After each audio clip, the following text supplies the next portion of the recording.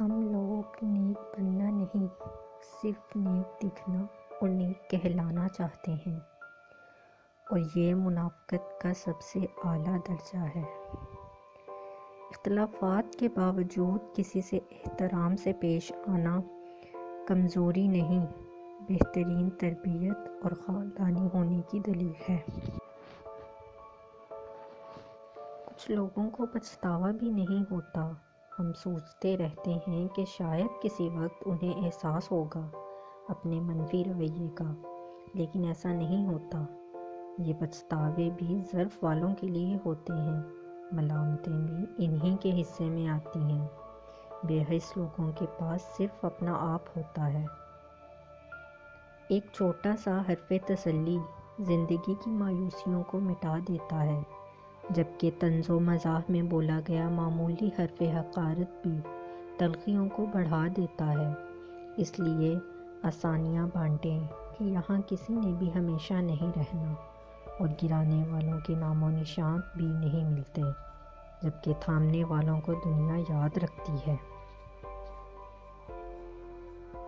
خامیاں سبھی میں ہوتی ہیں، مگر نظر صرف دوسروں میں آتی ہیں۔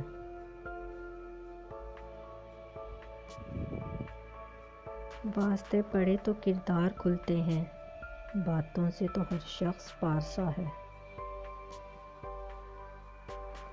کچھ آزمائشیں اور مشکلات ایسی بھی ہوتی ہیں جن کے ختم ہونے پر انسان کو احساس ہوتا ہے کہ وہ زحمت نہیں، رحمت تھی۔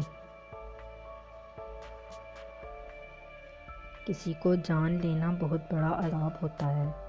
چہرے پڑھنے لگو گے تو دوستیاں ٹوٹ جائیں گی، نظریں پہچانو گے تو کئی لوگوں سے گھن آنا شروع ہو جائے گی، اور یہ تو جاننے کی کوشش بھی نہ کرنا کہ کون کون سی بات لوگ دل میں چھپائے بیٹھے ہیں۔ یہ تو بس خدا کا حوصلہ ہے، وہ سب کچھ جانتا ہے اور خاموش رہتا ہے۔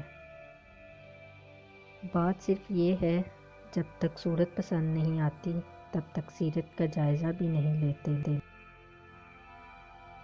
اچھے ہو تب تک، دوسروں کے مطابق ہو جب تک۔ گندگی پر ہمیشہ مکھی ہی بیٹھتی ہے، تتلی نہیں۔ دوسروں کے پردے رکھنا سیکھو، ان کی عیبوں پر نظر مت رکھو، فساد پھیلانے والے مت بنو۔ دوسروں کے گھر اندھے بن کر جاؤ اور بہرے بن کر نکلو۔